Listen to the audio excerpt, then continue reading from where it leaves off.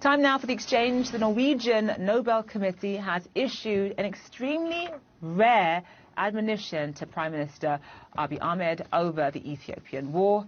Joining me from Oslo, Norway, to discuss it is Berit Reiss-Andersen, chair of the committee. Berit, thank you so much for being with us. So now, here we are, and the war in Tigray has been raging on for over a year. Does the committee now regret choosing Abiy Ahmed as a Nobel Peace Prize winner?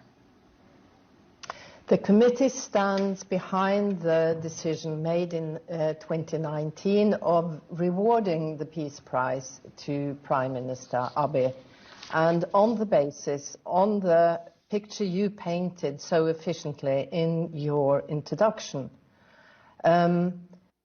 Since then, the situation has changed. There is a war in Ethiopia, and the Nobel laureate is very unprecedented participant in that war as a prime minister. And that is very unfortunate that the Peace Prize laureate is participating in war, but we could not foresee this situation, and I would also like to underline that the situation in Ethiopia is very complex and complicated. I 100% agree that, it's not as if you have a crystal ball. Of course, you could not have foreseen what would have happened in Tigray and what Abiy Ahmed would go on to do. That being said, though, he was awarded the Nobel Peace Prize, I think it was roughly around a year and a half after coming to power. And of course, as you know, Ethiopia is a very complicated country just in terms of violence and in terms of ethnic divisions and that sort of thing. Given that you awarded him a little over a year after coming to power, do you think that perhaps you jumped the gun and he was given the award too soon? This is a question often placed to the Nobel Committee: have we given prizes too soon?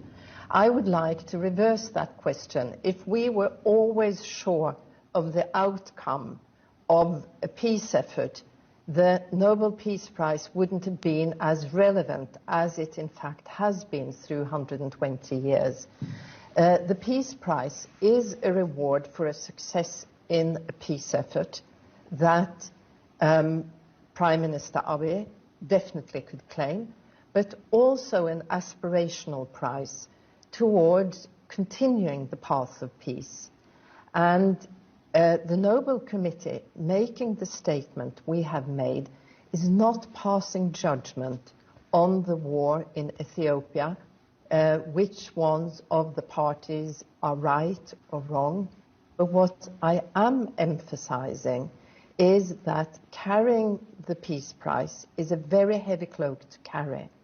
And it rests a certain responsibility on Prime Minister Abiy in contributing seriously to peace and entering negotiations instead of using military means only to solve the situation in his country.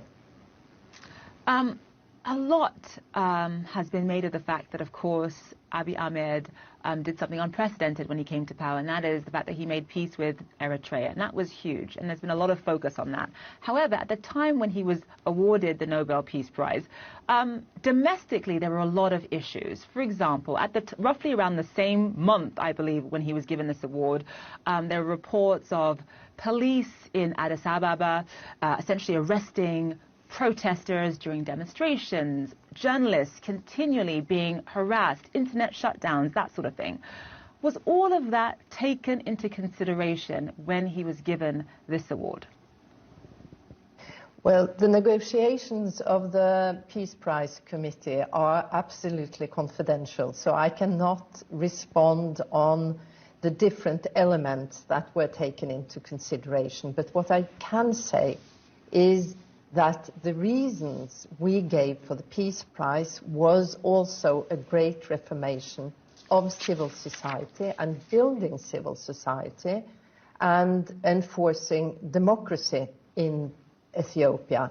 and strengthening human rights. And Rome was never built overnight, but we emphasized these reasons when we awarded the prize. And I would also like to add that when we do make our decision, we are supported by consultants from international institutions and international universities. It is not only the subjective ideas of the members of the committee. Okay, so there is a clearly a lengthy process in terms of choosing Abiy Ahmed or someone like Abiy Ahmed for this honor. The Nobel body just issued a very rare statement calling on Abiy Ahmed to end the war, saying that he has a very special responsibility to do so.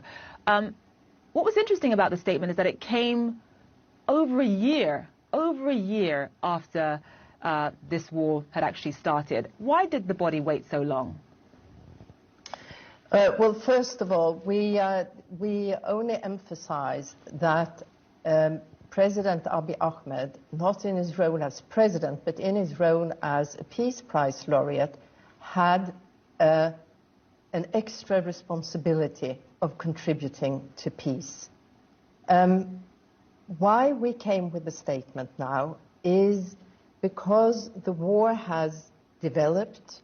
It is a pressing humanitarian situation in Ethiopia, and it is an unprecedented situation that a Peace Prize laureate, so short after receiving the Peace Prize, is in fact involved in warfare.